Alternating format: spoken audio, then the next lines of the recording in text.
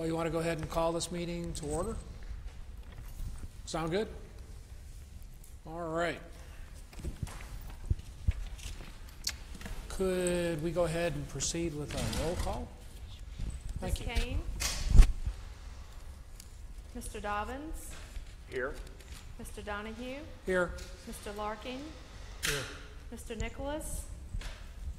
Mr. Shanks? Here. Mr. Turpin? Here. And Ms. Williamson Branch? Here. Super. Do we have any announcements that we need to make at this time? Okay.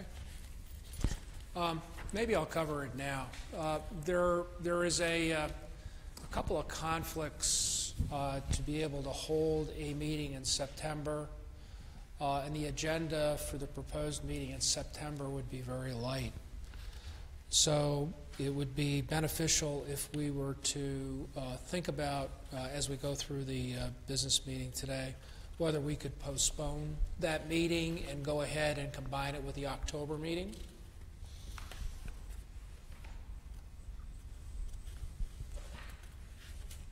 We have any concerns with that? Okay. Do we need a motion on that, or can we just... I'd love to entertain a motion. I make a motion that we combine the September meeting with the October meeting. Second. Any further discussion?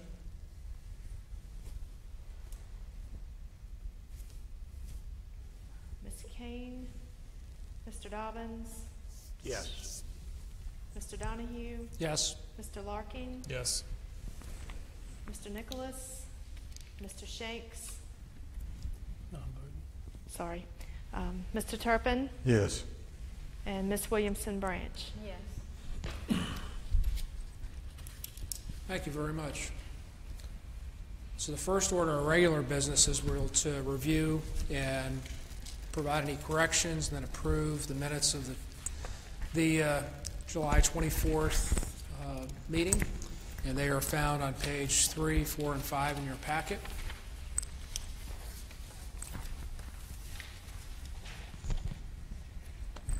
Mr. Chairman, I have a question at the bottom of page 4. Yes, sir.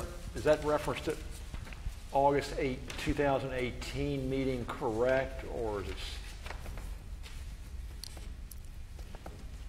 it is August of next year for the presentation by the Center for Research and Public Policy? No, it's not. No, it's this meeting. It's this meeting. Good catch. So that should be 2017. So that would be one amendment. Thank you, sir. That's what I thought. Any other items? Mr. Chairman, I move the minutes be accepted as stated and corrected. Super. Is there perhaps a second? Second. Second. Any further discussion? All in favor? We just do we have to do a roll call? I thought so. All in favor? Aye. Opposed? Carries. Thank you. Third item that we have on our agenda today is going to be a review of the utilities financial statements, and we're looking forward to that.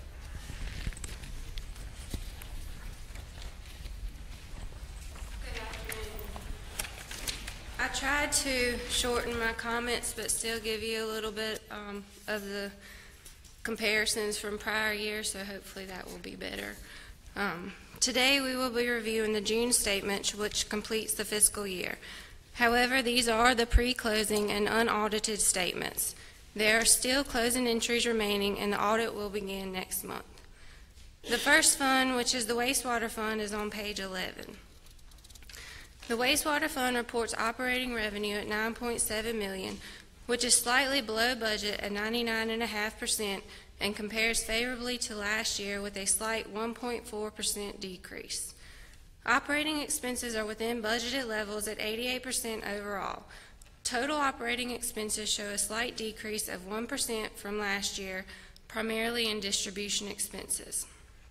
With revenues coming in slightly below budget and expenses contained under budget, net income after transfers is reported at $2.7 million, which compares favorably to budget, reflecting 145% of budgeted net income and only a slight 1.7% decrease from the prior year. The Water Fund, which is on page 12. The Water Fund reports operating revenue slightly... Could I ask a question, ma'am? Yes, sir. If you don't mind. So I'm looking at the original budget and the current budget, which is 2573772, and our results for the year unaudited were $3.428 million of net income. Is that correct? Before transfers, yes. Before transfers. And while we can say that it was slightly below the June number, in fact, it was very favorable to budget. That's correct. So if I'm looking at it versus what we had projected in our budget, we had a nearly $850,000 variance that was positive. That's correct. Okay. I just wanted to make sure I was reading that correctly. It's mainly due to your expenses are under budget. Your expenses in June came in at 88.4% of budget. And again, that's unaudited and That's but correct. very, very healthy. Thank you, ma'am. Mm-hmm. Cash reserve policy? I'm not sure. I might have to ask. I believe it is. All right. That's very good news. Moving on to the Water Fund, which is on page 12. The Water Fund reports operating revenue slightly below budget at 98% and $8.2 million, which is a very slight 0.7% increase compared to last year. Operating expenses of $5.4 million are within budgeted levels at 86% and show a slight 0.4% decrease from last year, primarily in engineering expenses. After factoring in non-operating revenue and expenses, the fund reports net income after transfers of $1.9 million, which is a 2.4% increase over the prior year and reflects 167% of the budgeted net income. The next fund is the gas fund, which is on... I'm not going to let you go on that one. Okay. So the reason I found this interesting is that almost the identical variance, we've got a $1.9 million, basically close to an $800,000 variance also occurring versus budget in this fund. That's correct. But it's to the positive and is also to be commended as we have built up, obviously, some funds for our reserve account here as well. Okay. Thank you, ma'am. Well, go ahead. Sir? Is there any concern from staff about the degree of over budgeting? It would seem to me that we would like, in other words, we were 45% over budget in water and wastewater, which is a fund that's been in trouble for years, which is a good sign. But that, coupled with the fact that we're 67% over budget in the water fund, does that mean we're not budgeting as well as we should be? I will speak to say that a lot of capital needs are needed in the upcoming years in water with some of the upgrades needed at the water plant. And if we decide to move forward with the reservoir project, that's going to be another item this year. And those are capital expenses that I would assume a bond would take care of. We're funding one of them through a loan, partially through loan and through fund balance. My concern is, and I'm sorry, Mr. Chairman, but my concern is I think it was just last year we had the water rate increase. Is that correct? We haven't had a water I'm rate not, increase. I'm not in- talking about this last fiscal, it was, yeah, the last fiscal year. It's been several rate studies ago since we've had a water increase. We talked about it, but it was then taken off the table. Okay, It was okay, removed. okay. I remember, I at least remember having the debate. And And that it was- concerns me that, I know there needs to be a healthy return to handle some of the capital expenses, but this is a 67% over budget. Is that, am I reading that correctly? 167% of the original budget? Well, on the expenditure side, which is really where the variance is, we appear to have about a 10% over budget. But yes, but the expenses are part of the budget. I mean, are we putting too much expense in the budget? I don't believe so because I know of the needs coming up. We can look at this we're going to do a detailed cost of service study starting Right. next year, which will lead into the rate study. Well, That's- I think that the debate, and this is kind of why I raised it, because these were two kind of glaring deltas. You know, obviously, the city council has asked for zero-based budgeting to be occurring across the city enterprise. And, you know, perhaps looking at the potential inflation here in terms of expenditures, there's perhaps a concern that it might pay, as one brings new operating management into that area, to be judicious in looking at the budgeting process. Question. That might shed some light on this, and I always felt like it was sort of misleading, but it's the way they keep the accounting. It's good that the net income is above, but you know, that's not the full picture. You got to look at those numbers down there at the bottom, and that's got to come out of that net income. And by the time it reaches the unrestricted fund balance, it may or may not be positive. So I guess the question would be, in all the utilities for the fiscal year ending, and the total of all the utilities, was the unrestricted fund balance, did we gain or lose in the various utilities? And I don't know if you have that information with you today, but I think that's the true picture. Did we have to dip into the funds to cover the expenses and the capital, even though the net income was good? So before we start considering reducing the net income, we may be not really, it may not be flowing directly to the fund balance.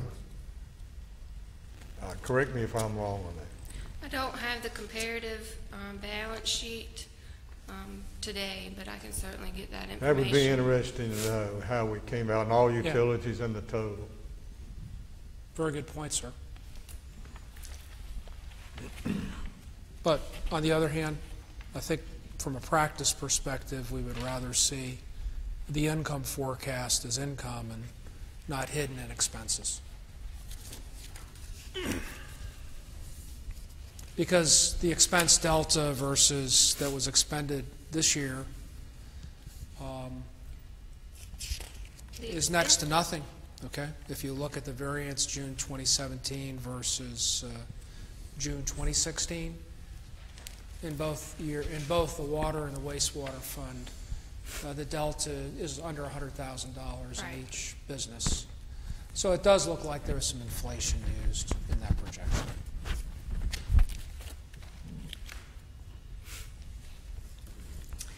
Next is the gas fund, which is on page 13. The gas fund reports revenue of nearly $20.7 million, coming in under budget at 85% due to this year's very mild winter. Year-to-date gas purchases are at 87% of budget. Revenues were down 1%, or $271,000 compared to last year, again due to the mild winter and decreased consumption.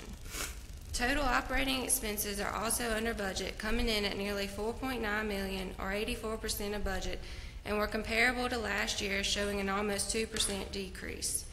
After factoring in non-operating revenue and expenses, the fund reports net income after transfers of $224,000, which is only 20% of budget, but is due to revenues coming in under budgeted levels. The gas cost recovery was an over-recovery of $140,891 at June the 30th. Question. Jenny, when you did that projection of where we was going to end up on the gas, did these numbers come in pretty close to what you projected? I haven't ran it back through year-end, but I'll be glad to get that for you and distribute it to you. I'm just curious how well we, if we, had to dip more into the reserve or less than you thought. Right. I'll get that to you. The next fund, the electric fund, is on page 14. The electric fund reports operating revenues of nearly $117 million, which does trail budget at 95%, but does reflect an almost 7% increase over the prior year. Purchased power costs were in line with sales and at 97.5% of budget. Overall consumption was down only 0.5% compared to last year to date, and was up 0.3% comparable this June to last June. Total operating expenses of $16.5 million are at 90% of budget, which is in line when compared to the sales volume, and are down 2% overall from last year. General and administrative costs are down 8%, primarily due to decreases in allocation expenses from other departments and a timing difference related to pension expense, which is a year-end entry that has not been recorded for June. Engineering expenses up 9%, mainly due to increases in salaries and workers' compensation expenses for the engineering division. Transmission and treatment and bad debt expenses both reflect a 3% decrease from the prior year. The fund reports net income before transfers of $7.7 million and a net loss after transfers of $2.3 million. The large variance from last year in budget is due to the nearly $4.7 million PCA write-off. Also, last year had more gross profit impacting net income. This year's gross profit, while not as high, came in just under budget at 20.68% as of June 30th. The power cost recovery was a cumulative under recovery of $10.9 million at June 30th. I'd like to discuss that PCA right now, if I may. Is this the appropriate time? I thought perhaps you might. You did ask to do that last month. You want to do it now or hold off? Sure, let's do it now. Well, as I mentioned at the last meeting, it was quite a jump in the PCA in July, which it doesn't show in this report. But instead of going up about $1 meal every quarter, we jumped, I guess, 6 meals in July, which is goes against what we had originally planned. And just a brief history. I understand why Jason did that. It was in the study, the rate study, but it was only one page of a whole lot of pages. And from my personal understanding, and I think I speak for a lot of the commissioners, the main thing we got out of that rate study was there was no rate increase needed, and that we sort of developed a methodology to evaluate the rates, especially return on equity. Although there was a sheet in there that said we was going to have to adjust the PCA because it was projected about $8 million, $5 million maybe next year, and another $3 million the following year above what we originally thought was going to be in the PCA. But I felt like that was something that was just a recommendation, put us on notice that we would discuss it before we actually implemented it. However, Jason implemented it, which I understand why he did. It was in the study, and we approved the study. Having said all that, I'd like to again go back in 2016 when we devised a plan to catch up on our PCA. We had projected that we would end up about $4 million deficit in December 2020. And at that time, I think when we did that, our consultants, GDS, wanted to raise the PCA higher back then. And we agreed to spread it over a longer period of time so the impact on the customers would not be that great. A lot of people, there's too much month left at the end of the paycheck.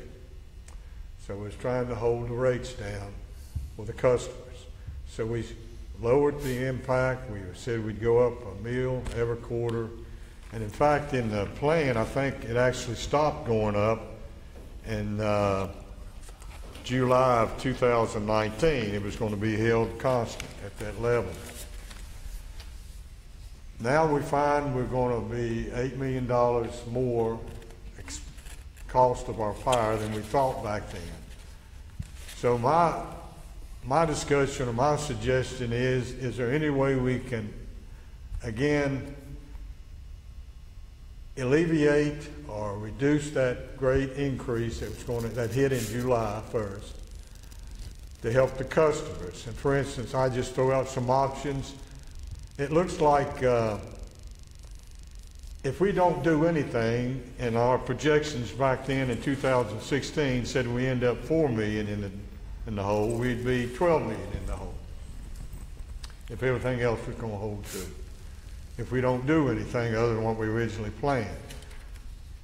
So instead of maybe going up 6 meals, maybe we could go up half that and only and don't stop the increases in July 2019, but continue to go up maybe a meal every quarter. Would that not put us in too much of a hole? Or maybe we can do some combination of that. That's what I'm looking for, and we've got to try to spread these increased costs over a longer period of time so it's not going to impact the customers so much. That's what I'm looking for. So, if I could, just so everybody's on the same page, if you look at page 16 of your handout, that's our PCA recovery tally, and it's only shown through June of 2017. And you'll find that there's a line 3/4 of the way down the page that says recovery rate. Mr. Chairman. Just wanted to make sure everybody understands what we've got a couple new members on the commission. Okay. And what happened, I thought we had been receiving the full schedule and the rest of it being projected. I could have sworn that's what we were receiving in the past. It's right here, Fred, I think, isn't it? Yes, okay, it's projected up there. Okay, it's not down here. Yeah, All so right. we have a projection through the end of the calendar year. I thought we had projected, I didn't realize it was just through the calendar year. I thought we had projected it. I think it was bigger before. So, and so when we talk about the increase in the PCA, our current rate is what? 0.013. 0.013. Okay. Question, follow-up. 113. So we had a 10 mil increase, not 6. It went from 0.007 Okay. to 0.013. So if we look at the recovery rate line, maybe I'm reading this wrong. We have a recovery rate that in June of 2017 was 0.0927 per kilowatt hour, That's right. Yes. and it's now 0.013, which is a 10 mil increase, correct? It's 100,000 per meal. No, it was 0.007 in June, and it's now 0.013, so that's a 0.006 increase. Okay. I'm just looking at what the total recovery is. I think it's like 7.2 million. 7 point. He mentioned 8 million. You're saying 10 million. Okay. I'm saying it's less than 8 million. The 8 million came from the rate study. Well, you're talking about the total net. I'm just talking about what we're recovering right now. Well, the 8 million I mentioned was what they projected, additional costs that we had not anticipated. Correct. Yes, sir. which I don't think is hit yet. No. It hadn't all of it hit yet. I just want to say one thing about what was set in June of 2016 and the rate study. Those rates were set based on what was known at current time. Even in that short period of time, things have changed. And that's what allows staff to change the PCA. I think the PCA needs to be, after you see July numbers, we're still under recovering. So I believe changing it to anything but what the rate study is, we're still not recovering fully until sometime in 2019. I've been to council one time. We said 2018. Then I went back.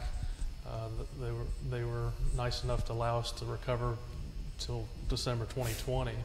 But I'm afraid that we'll just get further and further out where we're not going to be able to recover these costs in a timely manner if we don't set our rates appropriate. We're having to handle a lot more even from what was decided in November of 2016.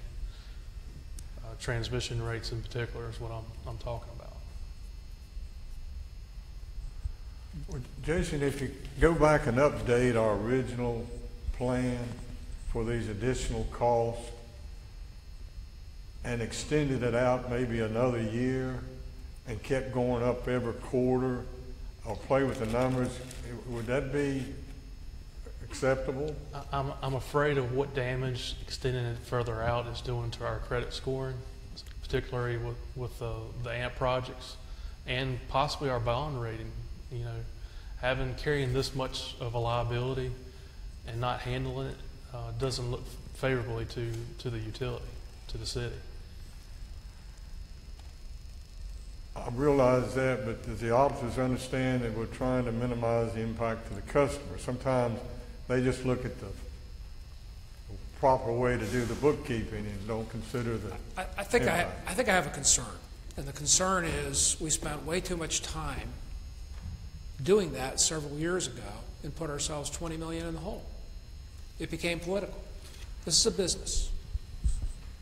And yes, I have empathy for every individual in the city, but we made an agreement a year ago that we were going to proceed just like we do in our gas business and apply the PCA principles as was outlined in that study.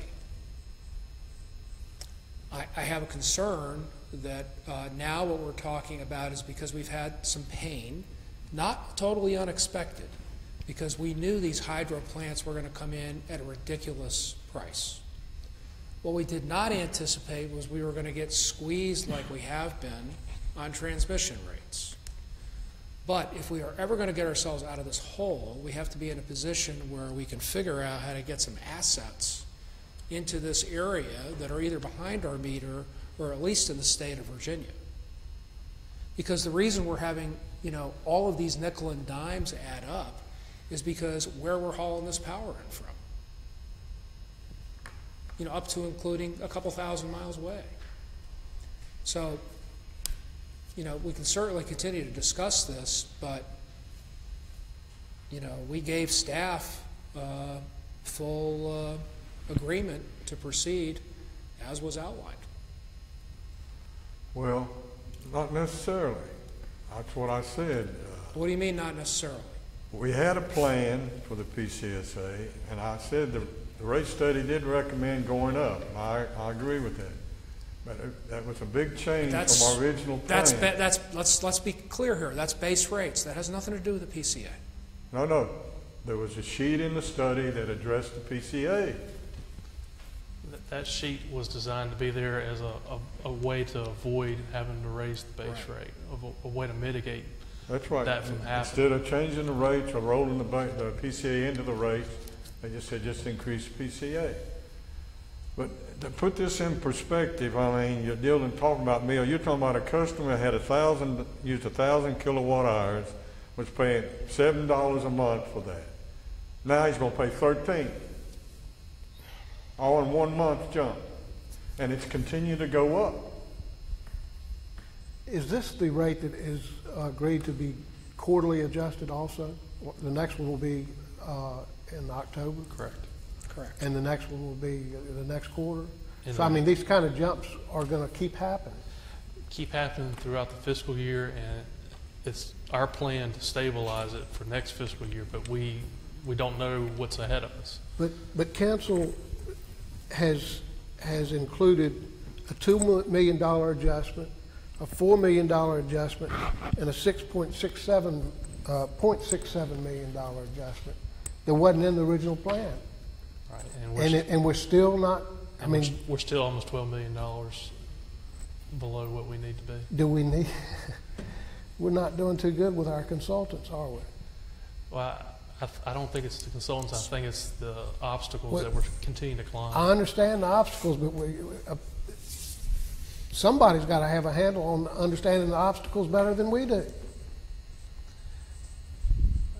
I wish I could forecast the unknown, but this is truly the unknown, and we can put a placeholder in there for that, but that's not good budgeting. Well, I mean, part of the reason we're paying the prices that we are today is because the Commonwealth of Virginia has reduced its generating assets over the last decade very significantly.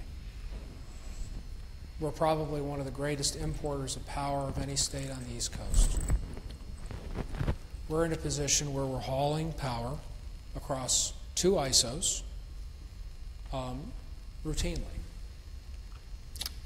Transmission rates, due to the fact that they are not regulated by the state, they're regulated by FERC. I've said it before, you know, as far as I'm concerned, PJM, you know, is essentially organized crime. And the fact of the matter is, we're paying the price. I mean, this is we are being victimized, quite frankly, at the federal level. Well, I think the key question that we need to answer and address is, no one, I think, denies the cost is going up. It's unforeseen for these various reasons that's been mentioned, and we got to recover the cost. The question is, how fast do you want to recover the cost from the customers? Do you want to spread it out, and do you feel comfortable doing that, or do you want to just hit them with these big increases and do it in a year or 2 years like you're planning to do? That's the question before us, I think.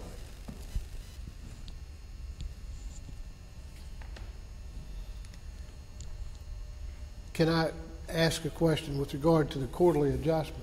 This last adjustment went from 7 to 13 on the average customer. Is that degree of increase expected each quarter? No. This was 2 reasons. 2 reasons justified that increase.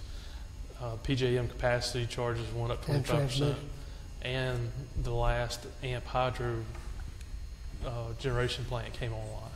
So our debt service increased because of those units going online from now on. Which you had projected earlier this year. This was going to happen. This is not a surprise. We've covered this. Well, it's not a surprise. The surprise is the degree of adjustment in the PCA. I mean, we knew the hydro is going to be expensive, but in the long run it's going to be cheap. But the first years, for After several, I'm dead and gone, it'll be cheap. yeah, but eventually the rates are going to be affected in a positive way down the road with the hydro. But I never expected this kind of increase in the PCA. And the thing is that the PCA is increased solely by the staff, not by the commission. Is that true? That's true. And of course, council has no say in it.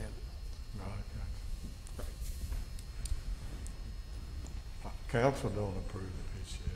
No, that was my point. And I think my point is, we got into a situation where we had interference in a PCA adjustment several years ago, prior to my joining the commission. And when I came in, we were at 20 million in the hole. And I argued against 23 that. million. I argued adamantly against that. It was a poor decision based on assumptions on time frames and cost of construction and completion dates. And all that you can never count on. So, you know, and I'm trying to be respectful here of everybody's opinions. And I don't believe, I don't believe there's any pleasure taken by any of the staff in making an adjustment like this. But I think we've been very clear that we need to manage this business and we don't want to hurt our credit rating. And, you know, if we begin to place barriers in their ability to perform their tasks, well, it probably doesn't look well, you know, upon us.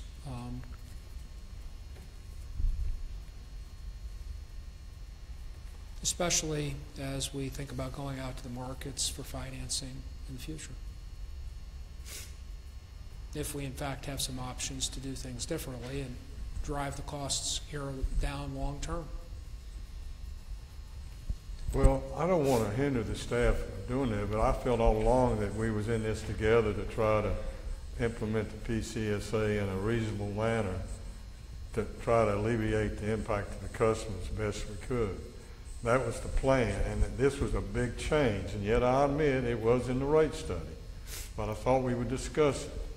And I still feel, I'm not convinced that we can't spread it out maybe another year, and it's not going to do that much harm. Now,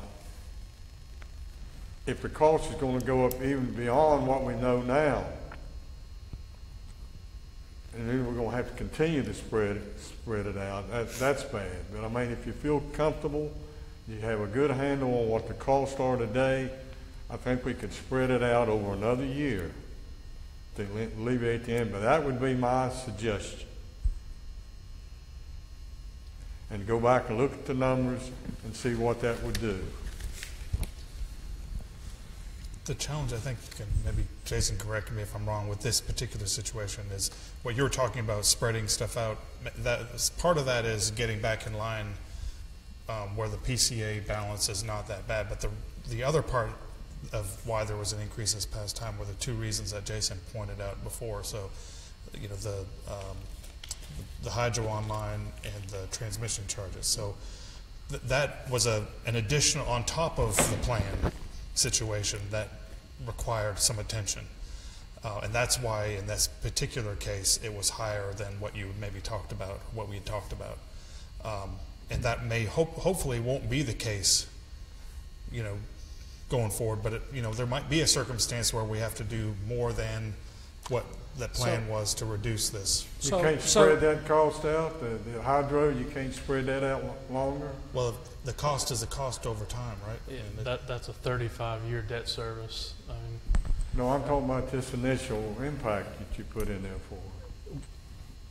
it's for two reasons. The rate study, what was known in November, was for the PJM capacity charges that we knew that we were going to start being billed in June of 2017, which actually was before this budget started, the fiscal year 18.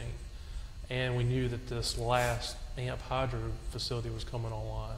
And we knew our debt service was going to go up to a certain number now until 2043. So are we saying, Jason, that best to your knowledge at this point in time, that with this big increase and to continue to go up a meal every quarter, that we're going to come out and wipe this deficit out when? Our goal is by the end of 2020. And right now it shows us recovering by sometime in 2019. But we don't want to wait to the last year and try to recover all at once. I would like to see us make a hard stance on when we want to recover and stick to it, not wait to the last minute, but go ahead and start working towards that. I think the point is if you delay it, you're just going to hit people harder when you do go up. I mean, this is a fixed debt payment. We're paying back capital. No, it's not going to hit them harder. They're just going to eventually have to pay it. It's going to spread it out over time.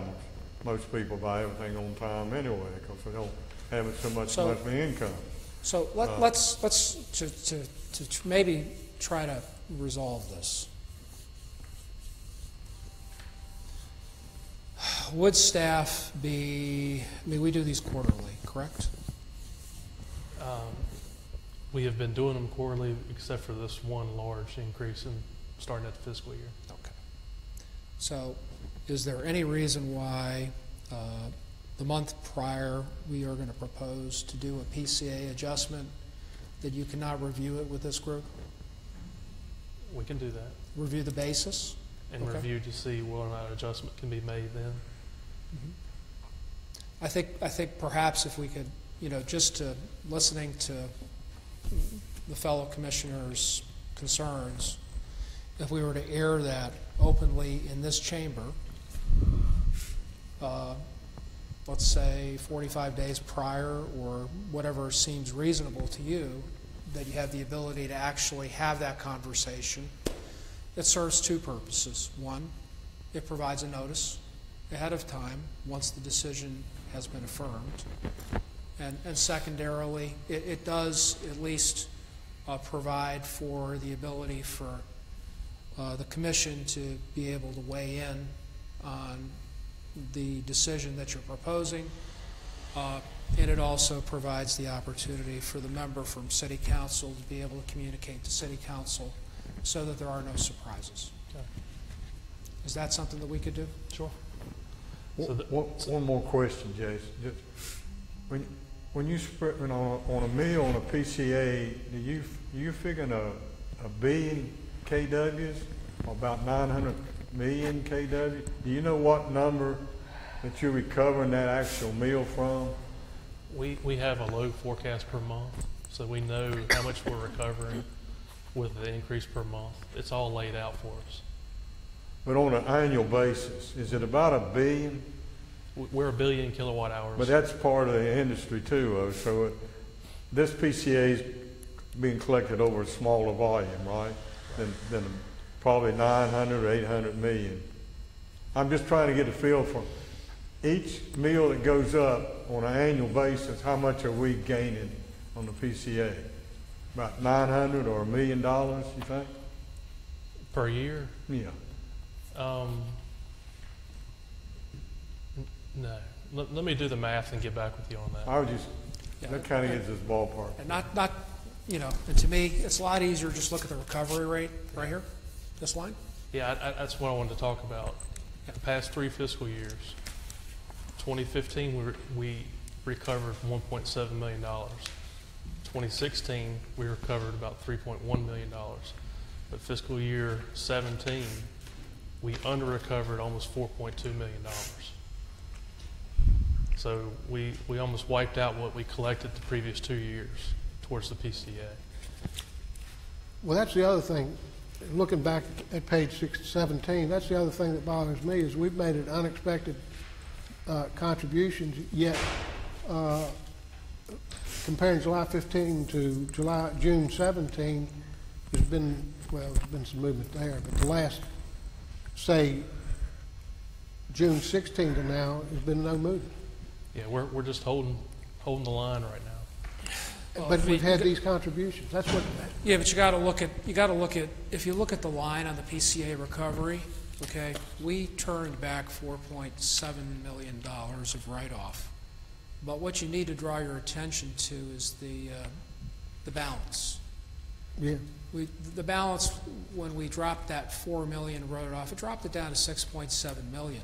We're at $10.7 million now. What does that tell you? We under-recovered $4 million.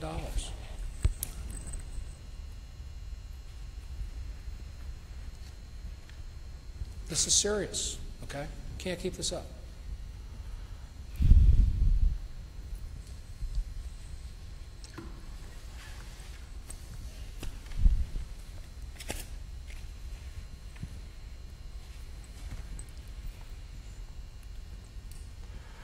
Well, if we bit the bullet, we've already implemented it, and you say we're going to kind of stay on the meal increase a quarter, we'll be all right.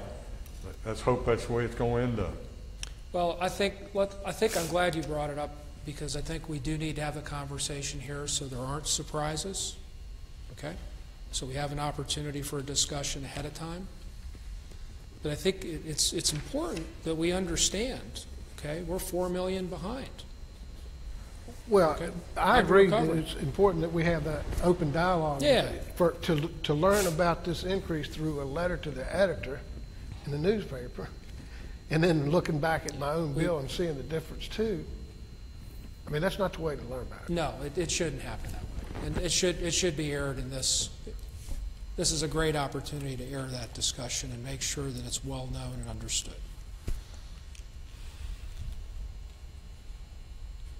And I'm really glad that the Commissioner brought that up. Mm-hmm. There's no need for a motion or anything, is there? That would just be part of your normal? No, we'll review it in October and provide an update of how much progress we've made in 3 months, and then decide whether or not we need to make a change in October as previously planned. So you don't need a motion.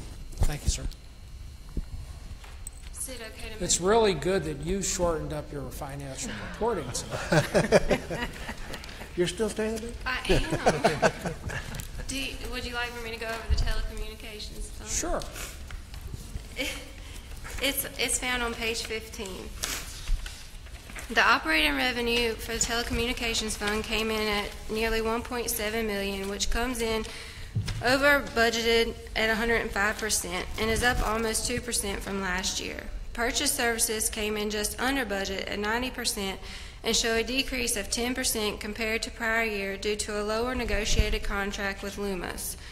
Administrative expenses are slightly above budget at 100.05% and $767,000. Admin expenses show a 15% increase over the prior year, primarily related to salary increases and depreciation expense. The fund reports net income after transfers of $458,000, which represents 127% of the budget. As a reminder, these are pre-closing statements as we continue year-end closing in preparation for the upcoming audit beginning next month. Are there any further questions? Thank you.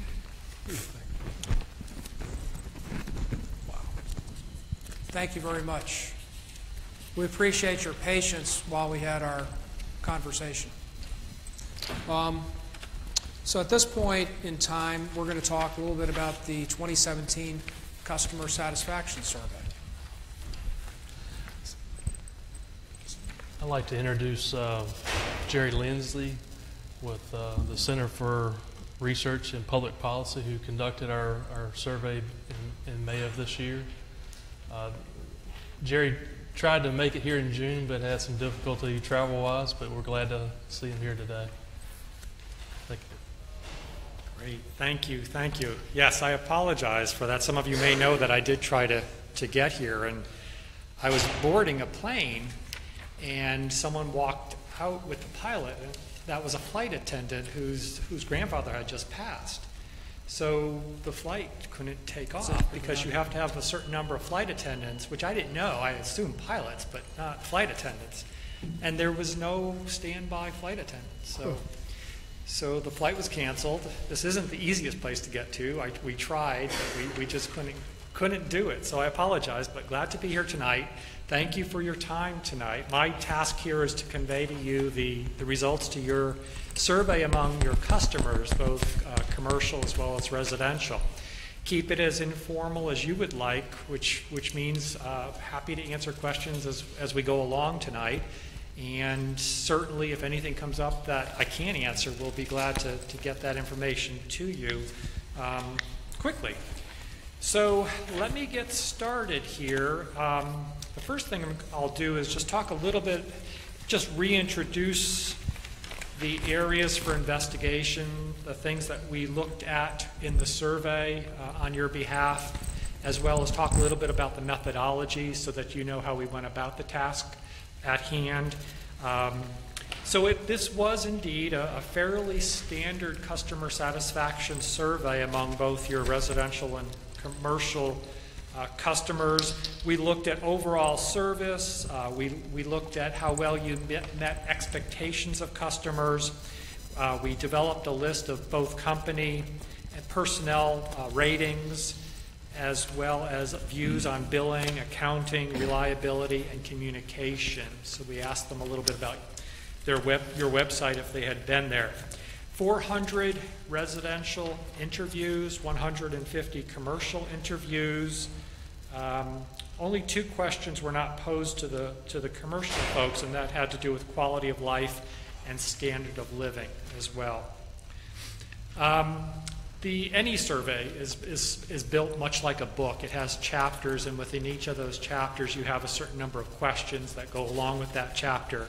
Your chapters happen to be views on quality of life, impressions of the utilities overall, rating the utility, perceptions of meeting expectations, rating customer service as well as field personnel, views on accounting, billing, perceptions of reliability, and views on the website if indeed they had visited the website. The surveys were conducted in May, and all of them were done between May 15th and the 23rd. The methodology, folks, as I said, 400 residential, 150 commercial. We had a telephone project initiation meeting, and after that meeting we went to task to design the survey instrument, which was fairly custom designed for your needs here. Eventually we went back and forth a little bit, and then you approved a survey. On slide 6 there, the third paragraph there just talks about how surveys are designed. We use an objective process. We make sure that scales are balanced to try to weed out any bias in the surveys. Placement of questions is important as well. We always do a pre-test before we start to field, just to make sure that the survey works, that not only the researchers making the calls understand it, but the respondents are understanding it as well too. We didn't make any changes as a result of the pre-test. We just proceeded. There was, based on the debriefings of researchers and their supervisors, everything went smoothly. Everything that we do is done pretty much in-house. You did, however, provide the sample to us. Pre-test, computer programming, fielding, coding, editing, validation, verification, logic checks, computer analysis, and report writing. Validation is when we actually, supervisors will actually randomly call back one of your customers and ask, did you answer these 2 questions as I see here? And that's verification. That's done probably about 5 to 15%, depending on the survey. For those of you that remember statistics in college, perhaps, the statistics behind this are plus or minus 5% margin for error at a 400 sample survey. For 150 surveys, it's plus or minus 7%. So if you say you don't like these results, and we go back 95 out of 100 times, we'll be coming back to you with results that are within a margin of error of plus or minus 5% at a 95% confidence level. We also did, you asked us to take a look at key driver analysis too. And that's the correlation between those that are really happy with you and those that are a little bit disgruntled with service. So you look at their responses to a number of questions in the survey to try to come to some conclusions about what drives someone to be satisfied, what drives someone to be dissatisfied.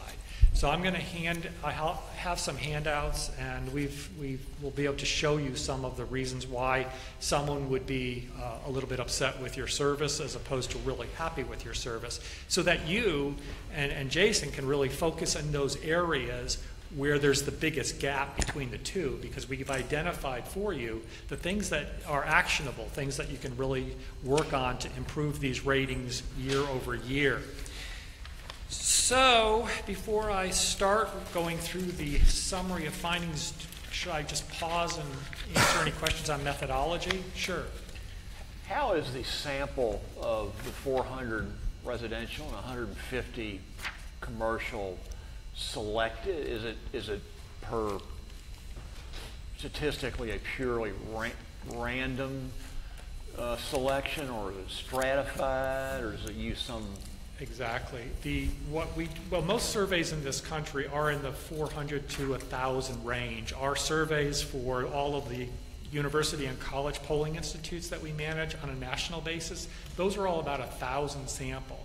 So the media, and I hate to say it, we only base these decisions on media, but most people do consider a 400 sample to 1,000 to be a credible sample survey. So how this was done is we received your customer lists and we named through it. So it is, to answer your question, it is indeed stratified. So we take a look at the universe, the size of your population of households or customers, and we come to some conclusions that in this case, 400 sample was sufficient for your needs. Most municipalities won't do much more than 400. National surveys and polls that we do are in about 1,000, sometimes 1,200 if they're looking at geographies. If you told us that you wanted results from 10, I don't know how you're organized here, but precincts or parishes, if you told us that you wanted results from 10 different precincts within the town, then we would have said to you, maybe you should consider something higher than 400, but otherwise it wasn't necessary. So, but who actually chooses the names then, based on what you just It's said? a computer function. You gave us the entire list. So what we probably did is we knew we wanted to get 400. We probably multiplied that by about 10 because we knew we needed a ratio of about 10 to 1 for completes. So then we would nth name it. So we might have selected every 20th name perhaps in order to get to that 4,000 mark. So does that answer your question? Okay. Thank you. Anything else on methodology, folks? All right, so then let's just start with quality of life. Strong, positive quality of life. You can see from these results on the residential side, you had 92.8% reported either a very good or good quality of life in Danville. On standard of living, maintaining standard of living, we had 62% roughly of residential customers reported that their standard of living was either very easy at 20.3% or somewhat easy at 42% roughly. We did have 34.1% noting their standard of living was either somewhat difficult at 25.3 or very difficult at 8.8. And then we did have a number that were unsure. Moving to the first question where we incorporate the commercial respondents too, we just asked about your concern over meeting customer needs and satisfying them.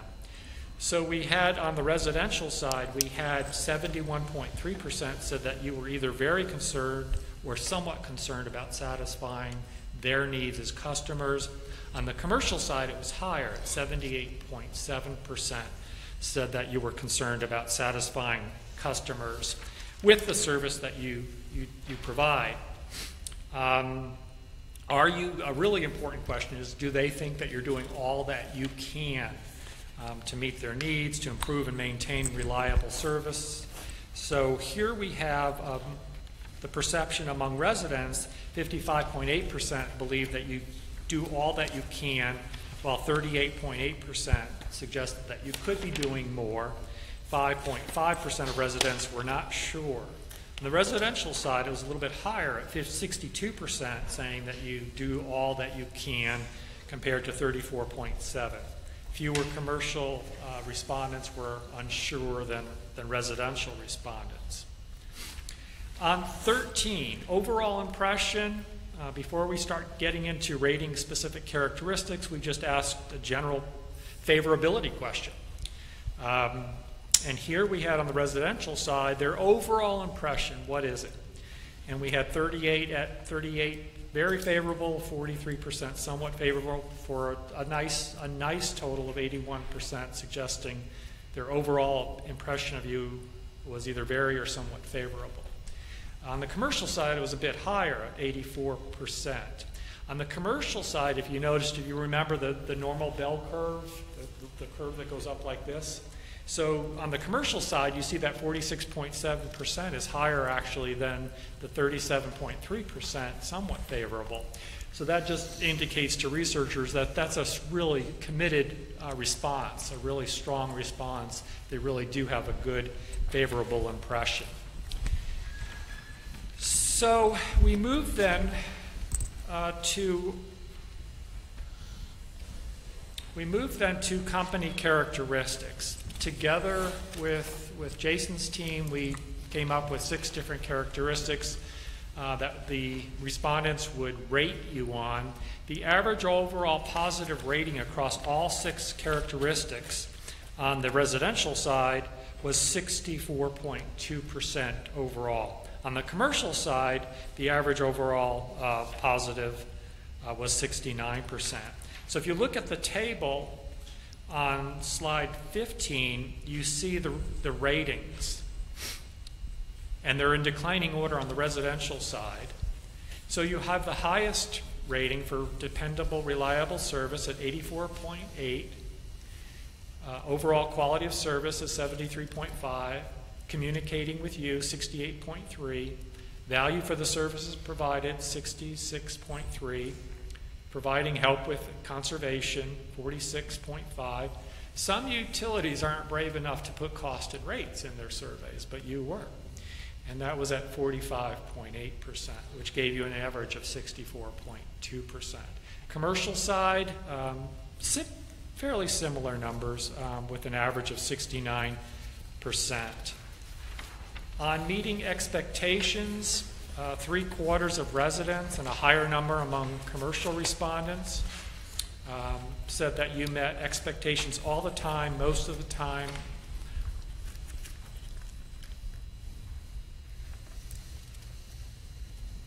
At residential, the total is 75.6, commercial 82.7%. That's probably one of the most important questions you could have in a survey is the degree to which people believe you that you're meeting their expectations. Then transactionally, those respondents, residential and commercial, who actually were in touch with Danville Utilities were asked several questions about their experience with the office personnel, the customer service personnel, as well as their field personnel. We had 38.8% said that over the past 2 years they had been in touch with Danville Utilities. On the commercial side, it was higher at 60.7% were in touch over the past 2 years. So those were the respondents that were asked to rate both office personnel, to rate office personnel. The average contact over that 2-year period among residents was 4.21, and among commercial respondents, it was 8.03. So resolving issues. This is another important question. You look at this table on 18 and you see that 69.7% of residents say that you take care of things the first time. So a customer has to call in about something and you've got 69.7%, 69.2% among commercial respondents saying that you take care of things the first time. You've got about 1/4 of the residential respondents saying that it requires repeated contact, and 17.7% saying the same among commercial respondents. Some respondents said it varies, as you see there. This is probably the largest mistake our utility clients make, is that when a customer is calling into the office, the person taking the call at the utility thinks that the issue is resolved, but the customer doesn't. So what we've always advised is that in writing, as a checkoff item for the folks that take these calls, is to end that conversation by asking, have we resolved the purpose of your call today?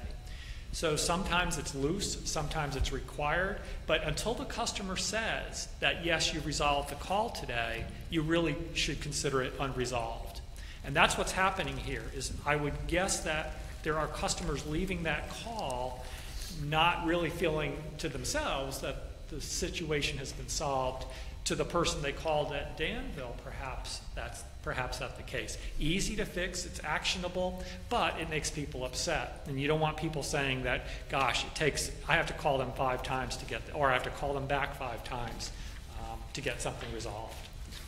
So among residential customers, the most frequently cited reasons for contacting Danville included outage information, high bill questions, collections, service changes, Commercial folks were mostly calling in about high bill questions, sometimes collections. And on this page, you see, this is just the residential information.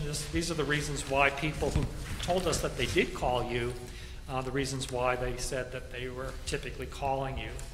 On the very bottom of that list was address changes or conservation program information. And those that actually had called in were asked to rate the customer service personnel on 6 characteristics. That average was 72.2%. Among commercial customers who called in, the positive rating was 80.6% for those customer service personnel that they talked to or dealt with. And the next slide, 22, depicts the results.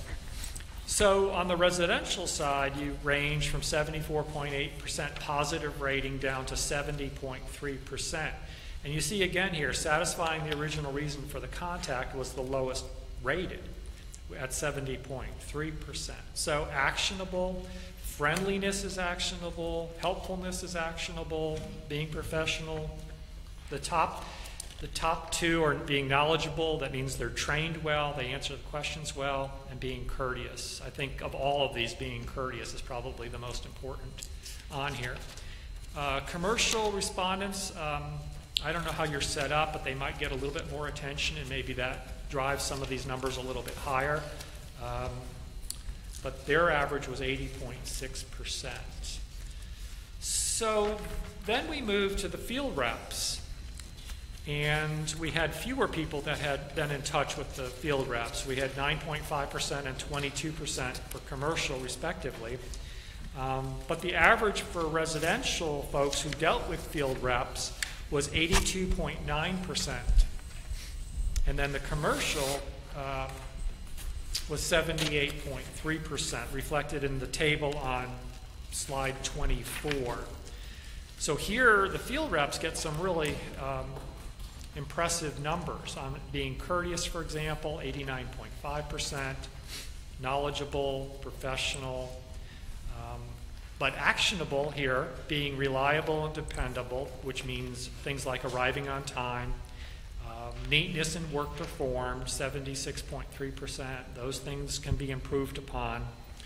And pretty much similar ratings on the commercial side for field representatives with an average rating of 78.3% positive. Then we moved to, in the conversation with your customers, we moved to a conversation about your bills and the ease of use, the understanding of the bills. We received 80% among residents, 80% and 83.5%, respectively, for ease of understanding and the account information that was included. So nice numbers, nice ratings for understanding and inclusion of information that they really needed. For commercial customers, just slightly lower at 77.3% and 80.7% for having the account information that they needed. And the next slide depicts it in table form on slide 26. So could I ask a question? Sure. As we're going through this, one of the things I try to look at when a survey like this is done is what's the competitive set?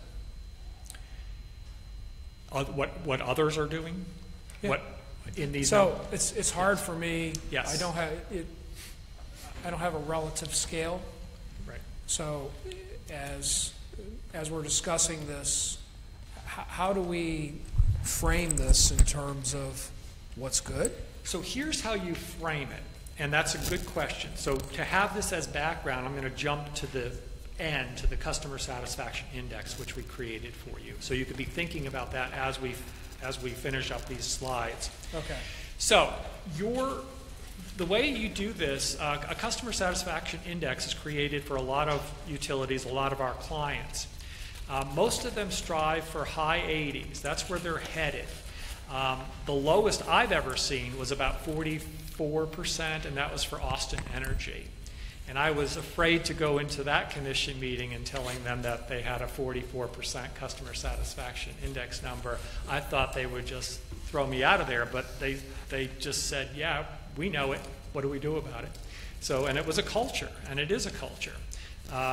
And these numbers can change, not drastically, but 2-5% a year. You can move that customer satisfaction index number up. Connecticut Water started out with 62% in their first CSI, and over 20 years that our company has worked with them, they're up at about 92% right now. And every single year they've moved up, and then they finally got to a point where they realized they'll probably always have some grumpy pants customers, and they just maintained at a 92% level. And that's awesome. That's just amazing. But to answer your question, high 80s is where you should strive for, but you can only get there if you know the reasons why a customer is driven to dissatisfaction, and then you work on those. And Jason and I were talking about that, how he's used past research to start moving those numbers. So you don't know where you might have been years ago, because you're already doing some of the things in reaction to research. So you take this new set of research and you start trying to adjust these numbers. The next best thing that you could do is let your field reps know and your customer service personnel know what they're being rated on. That they're being rated on being courteous and professional and knowledgeable. And So one of the things that I would be interested in, and again, I don't know if you have this in your data set or not, but generally I'm looking to understand where the median is, where the mean is, and where we are in terms of at least quarters, okay? Mm-hmm. Just so that, you know, as the departments are looking at where they can be, they understand where they are and they have a perspective. I mean, it's great to throw out high 80s, but we talked statistics earlier. So where you are today, you're at 73%. Okay. That's where you are today on the residential side. Commercial side, you're at 76%. Okay. So that's where you are today. If you use the ratings of the utility overall, the ratings of the field reps, and the ratings of the customer service personnel. So that's your CSI. Is that a weighted index, or is that an index that's just straight up? Is that what? Is that a straight up index, or is it weighted? No, it's not weighted. It's very simple. It's an average of the 6 characteristics on the utility side, the 6 on the customer service side, and the 6 on the... And it's very easy to track over time. And that's the number you want to see move up. And that's why we spent some time early on the survey design to make sure we got the right characteristics. We covered from courtesy to arriving on time. Those were we made sure the important ones are in there. So you've got the numbers now. And what you do now is decide whether you want to set a goal of 2% a year of improvement and then watch that from year to year like other utilities do. Let me give some background. Go ahead with your question. Well, I just had a question. You earlier stated that it took basically 10 contacts to get one response. No, that's the sample we drew. Your completion rate, I think it's reported in the methodology section, I think it's about 73%. It's very high. So, okay. So your original, the number that you originally contacted was? Who can do the math really quick? It's quick? about 500. Yes.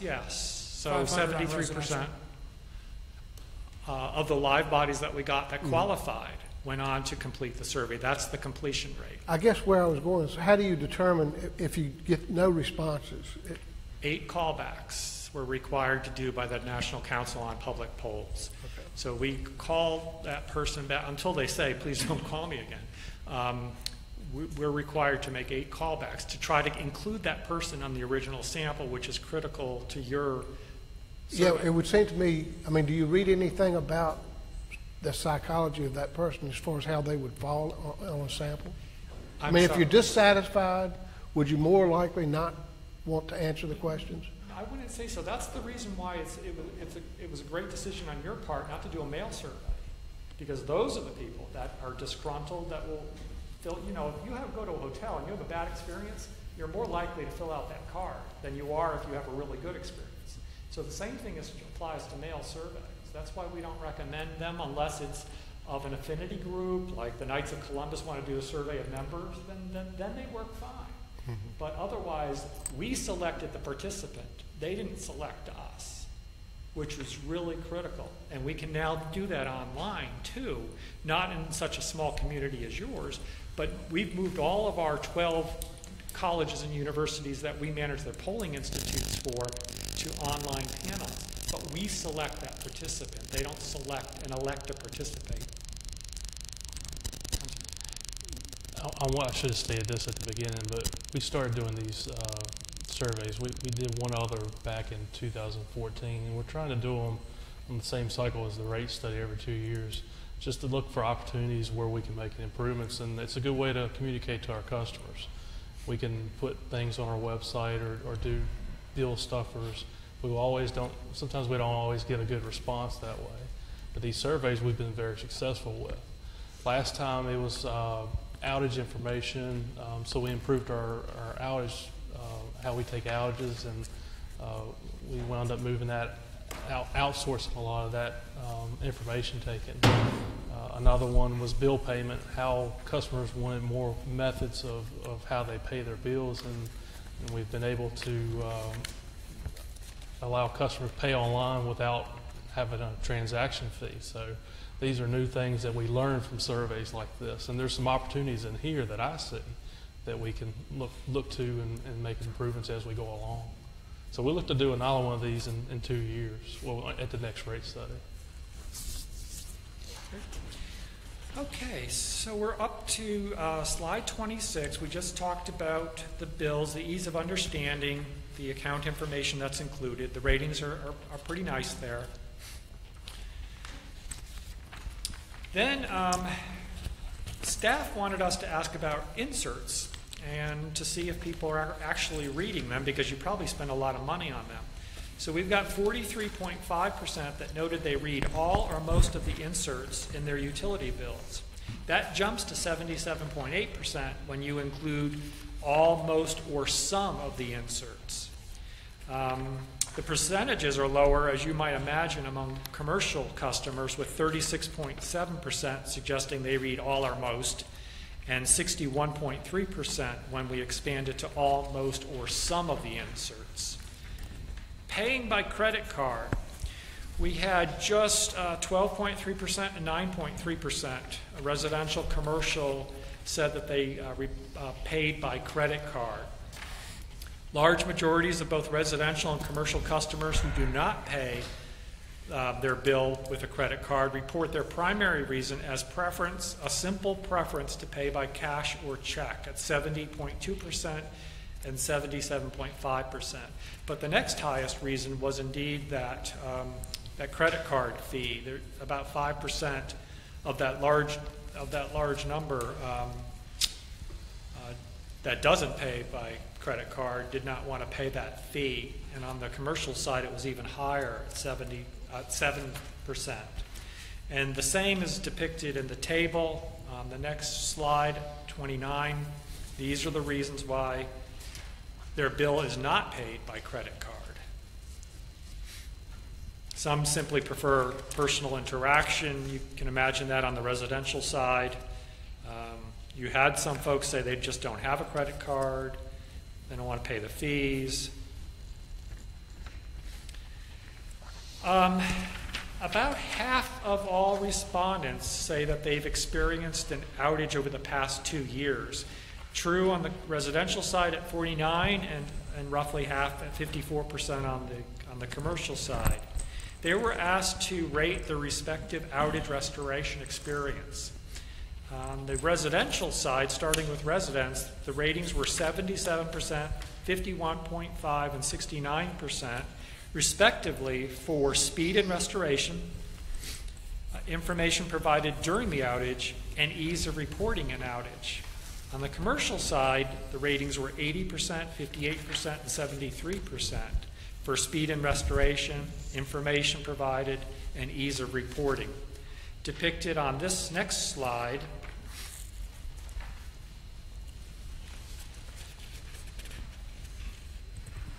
so the top rating among those three characteristics was speed and restoration of service. And you just take note of the fact that the lowest rating there was information provided during the outage restoration. I comment, Jason, I guess you gathered from this, most of us, I guess, have experienced power outage. And just as the numbers do a good job getting us back online reasonably. And you can call in now and report it pretty good, easy. You worked on that. But really what bothers me, and I think these numbers show that, is we have no idea of when we might expect the power to come back on. And I think that's important. Do we need to go out and make other arrangements for refrigeration service or things like that? And so I don't know what you can do to help get the word out to the people about how long you experience. That would be very helpful, I think. If there's some way you can let them know how long it might be. And I know when you call in, you ask to be notified by phone. Right. I've done that several times, and I don't ever get any calls back. Okay. So those two things, I'm sure you're aware of, but this sort of shows it. We need to check your phone number and make sure it's the right one. We may be calling somebody else, tell them that your power's back on. But two things. We issue press releases when we have large outages, try to get information out to the media. And the second thing is we have an outage map that tries to depict what kind of outages we have in numbers. Granted, it's not granular to the street level, but it does show where in the territory the outages are. And that's a good source of information. So we have those two things where we didn't post any information unless it was a several day outage. Well, that tells you the magnitude, but it doesn't tell you the idea how long it's going to be. But it shows it on the map. If you're in the green section, you're 1 to 3 hours. If you're in the orange, it does on your web. I've never looked at that. I've not had much luck on that. You talking about the map that you can reach on the portal? Mm-hmm. I've not had much luck on that. Maybe we should bring it up in here one day and take a look at it. Well, I've looked at it during the outages, and it wasn't correct, or it wasn't there, one or the other. Yeah, I mean, the last one I looked at had street names that were not in the outage areas. Right. We recognize that we have some data integrity. It's a new system, but we're working on that, and we're doing an upgrade on our GIS system, so that will help with that. So have you thought about putting an app in the app stores so people can access it via their phones? Because generally the people who want to look it up don't have power, probably don't have internet because they don't have power. So as a result, they're not able to really look it up online. Well, it is mobile friendly, so it is designed to be brought up on a cell phone. And we understand that if people don't have power, they can't bring it up on a computer. But it is mobile friendly, and you can view it on a cell phone. I've done it several times. But it might be nice to just have a little app. Sure. You know? Right. All the kids live in this app world. You know, everything they do is around an app. Yeah. And I'm beginning to figure out that's not a bad thing. Right. You know? So. The other comment I would have, I guess you're open for on the bill, on the information on the bill, that graph showing previous usage is not very, I mean, you can't tell, but I know you're limited to the number of legends you got, but you can't tell really where you are on that map, on that graph. If you could use color, would be helpful, or maybe limit the past year and 2 years instead of trying to show so much on there. But I take a magnifying glass and I still can't tell what I'm looking at. I agree. The scale is a problem and the readability is a problem. That really needs to be looked at. It's good information to be going in that direction, to have that history and that chart or graph, but it's very hard to read, but it's a good start. The customer information system vendor that we use is working on that and has been working on it for some time, and it's probably likely something that will have to be addressed in the future code revision. But I would recommend the best source of information is on the portal. When you look at all your graphs, is to log in, go ahead and get your register based on your account number. You can look at a lot of information on the portal that graph cannot show you. So it will show you almost down to the day what your usage is. That portal is an awesome tool, and it is instead of getting a paper bill, I use electronic bill through the portal. And the information y'all are complaining about is much better graphically shown online than it is on the paper copies. And you can look at your bills the same way you get them in the mail in color. So it's very nice. Well, and everything I was mentioning was related to the paper presentation, not necessarily the online. That's a good point. It is. I really am impressed with that portal, and you can sit there and look back over numerous bills, numerous periods of years back. The graphs are real clear. The usage is comparative to the previous month on every bill, and it's very clear. It's a really good addition. I got to compliment Danville Utilities for that, and it also is where you can now pay your bill without being charged a fee right there on that portal site. So a few things frustrate customers more than bills. A no-cost opportunity for you is to bring in 10 customers, 12 customers, residential, have them in for some snacks, commercial side, tell them to come with their bill and come writing down 5 or 6 things that they like about their bill, 5 or 6 things they don't like about their bill. Have them come in, have staff just ask them some questions about their bill, and then you get some great feedback, because it is a frustration for a lot of customers. This next slide, still on communication, is how would you secure an outage number if you had an outage and you wanted to call it in? So the largest response was for residents was look at my bill for the number. I have the outage number handy already. Phone book directory. Search it. Search the city or utility website or other. And the responses were almost the same on the commercial side, but a lot of the commercial folks said that they have the outage number ready or handy. Going to the website. You don't have a lot of traffic to your website, but you had about 17% of residents said that they've been there, visited the website, 24% commercial.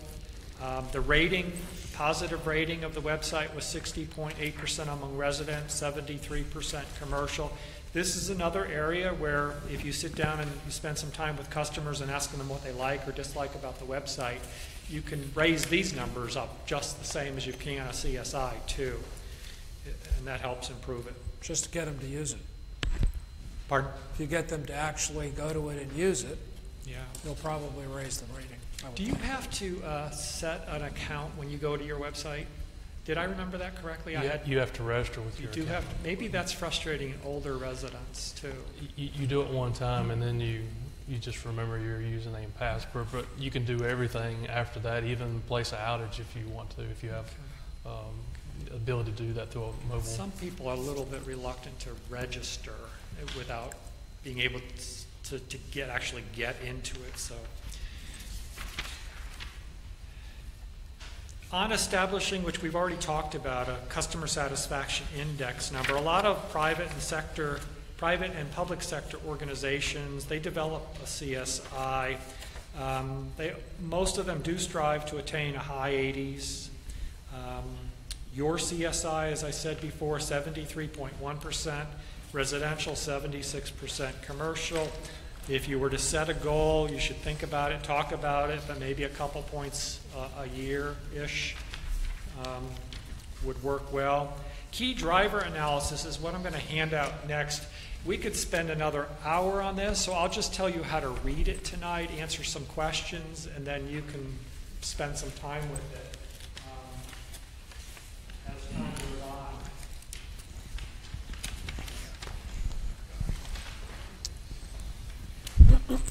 While you're handing that out, when you came up With the CSI, does that include the question about rates?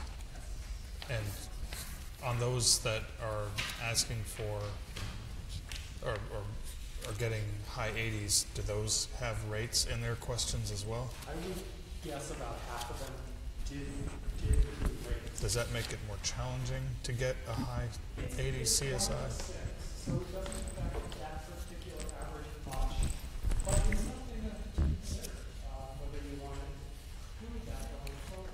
Well, you may want to include it, but it just might be something to note that it may be harder to achieve a high 80s, low 90s score. What clients do when they do include it, they talk comparatively to other jurisdictions about rates, and they show that their rates indeed are not. Because it's always the perception that my electric rates are higher than my neighbors, in another town or another jurisdiction. So sometimes conveying that is really important too. So they take approaches to letting people know the value for the dollar is good, and that our rates comparatively in other states or other towns is pretty decent. And a lot of our clients can do that. So they make that case in a lot of their newsletters and communication. So folks, all this is it repeats back to you some of the composite. Composite is on the residential, the first few pages is residential.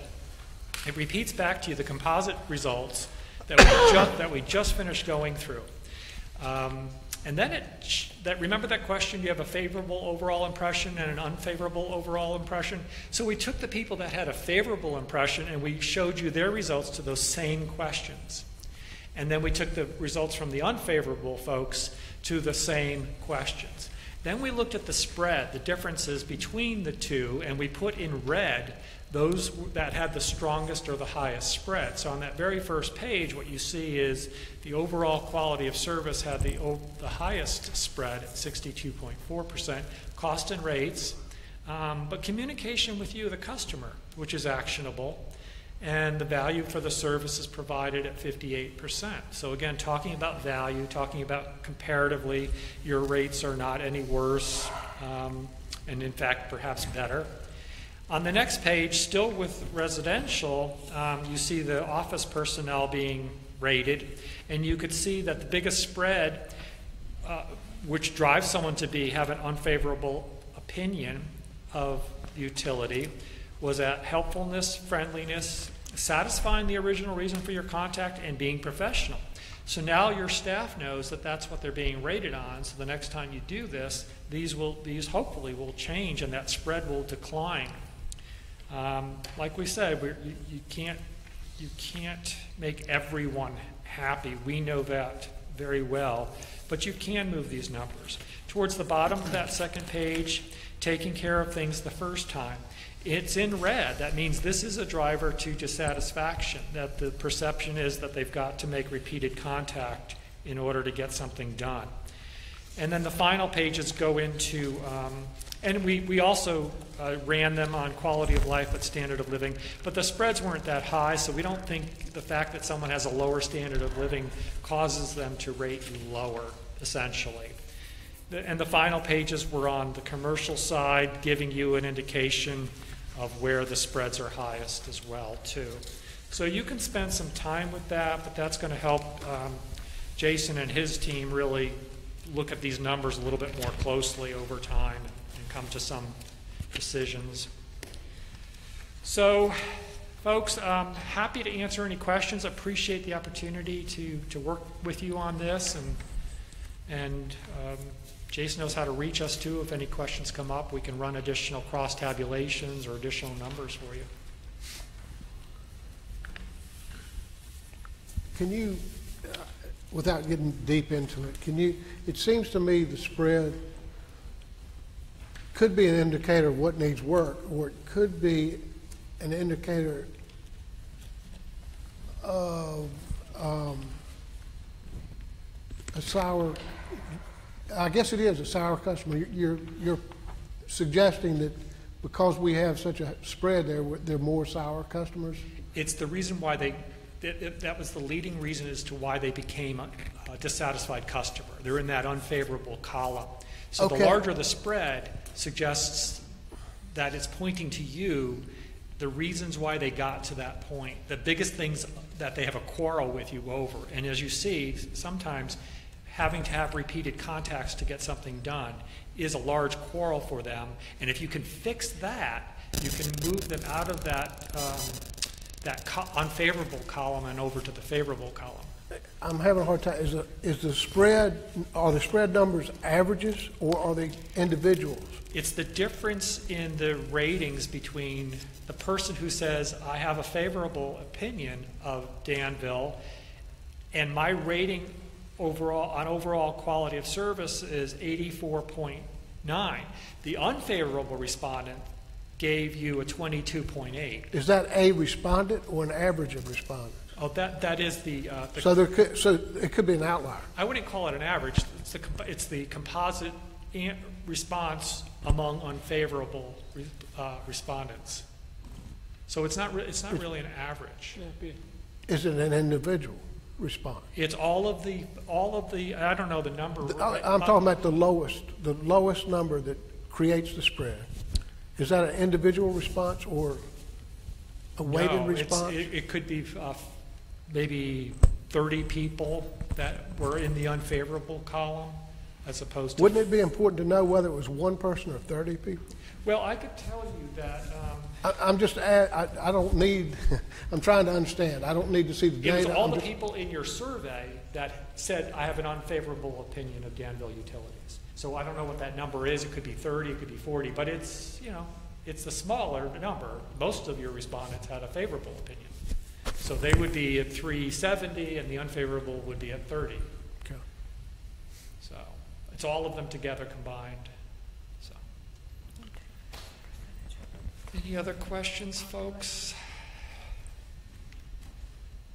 And they all offered, every customer said they were happy to pay $200 more a month to help you with your financial situation. But, all right, folks. Thank you, Mr. Lindsay. We appreciate the work that you did here. Thank you.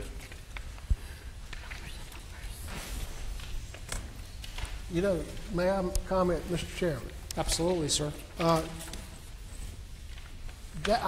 I'm pleasantly surprised by the numbers for the most part, other than I guess I just learned the worst part about it is the spread. But the numbers of satisfied customers are surprising. And I guess the reason why they're surprising to me is I hear from the ones that aren't. And I hear a lot. So I'm pleased with the study. The other thing I wanted to point out is one of the things that was rated so lowly, I'm surprised, and that's providing help with energy and conservation. I noticed that too. And that's low on the residential side and the business side, and I cannot imagine how Danville Utilities could be more friendly to that effort. And I guess it's just a matter of us getting the word out better. And I think you get the word out fine, but obviously we need to work on that. And they're not reading their flyers, so. Flyers, Well, website. the radio ads. Radio ad. It's been on the radio for the last, I hear it every morning just about. It just speaks to how little those outlets are really being used these days by the respondents. Well, in the website. But anyway, I think that's where you can really make some improvement if somehow we can figure the key to that low number. Mm-hmm. What is done with this after this is since this is completed? What's it used for and how? We use it internally to we use it internally to make improvements. That's what we've done with the ones we've done in the past, and we'll do this one. We'll study this one in detail and make changes where we think we need. Is there a process, though, that actually looks over that and updates that and makes sure that it's not just sitting on somebody's desk? Oh, yeah, that's nice, but you understand what I mean, the follow-up. It's not going to go on a shelf. And in fact, Jerry was given the last survey to go off of, and we've made some improvements in areas that weren't included in this survey. So I'm glad to see that we're improving in other areas, but we know we need to address our customers' needs immediately and quicker. That seems to be at the top of the list. Does this group ever see, well, one, the trend from year to year, and two, what activities or processes are in action, in motion to cause these to change? This is the only presentation, customer service survey presentation we've done for the Utility Commission. This is the first. Because this doesn't show any trend. I mean, the reason I'm asking, I have no idea what it was in the past. Sure. This is the first presentation we've done. The survey that was done in 2014, we didn't pass it along until the steering committee that we went through. So we're going to make this a trend going forward during every biennial rate study. We'll complete a survey to see where we're making improvements or not, and make changes accordingly. Good. That's why I was inquiring as to whether there was a set of benchmarks that you could compare to. Benchmarks are very useful. It doesn't sound like there are benchmarks available from this firm. I didn't hear a commitment that there was. We weren't being compared to the Dominions or the other municipalities in Virginia of how we stood up beside those utilities, and we'll incorporate those in the next one. Well, it doesn't always have to be a utility. It could be any service organization. So it might be interesting to find out what his data set has. Yeah. Because generally speaking, in the business I'm in, we encourage people to benchmark dissimilar as well as similar businesses, but businesses that perhaps have a similar mission.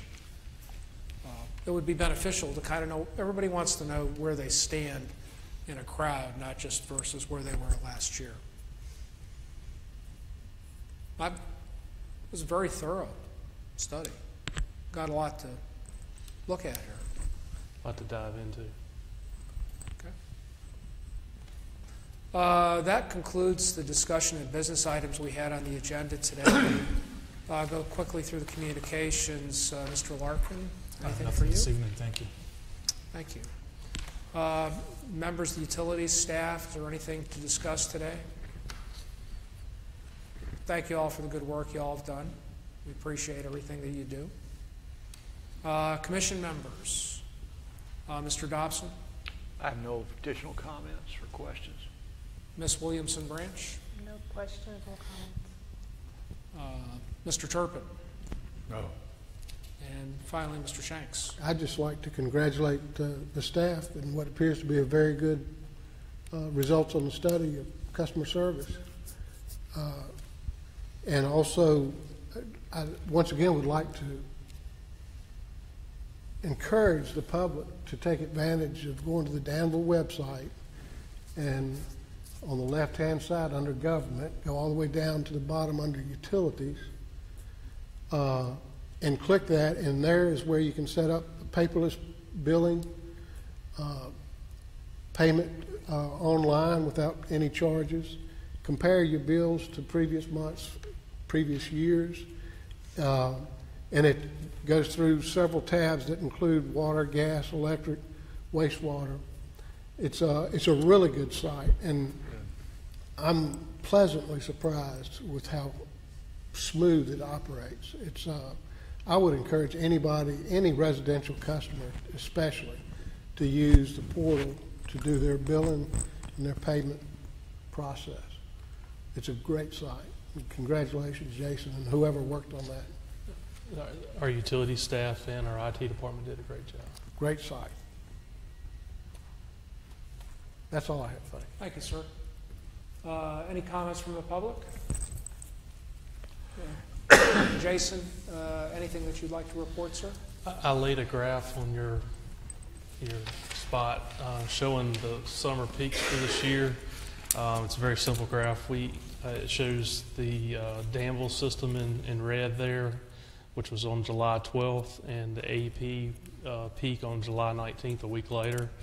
Our peak was not, our system peak, or the Danville system peak was not a transmission or a capacity peak, which was very fortunate for us.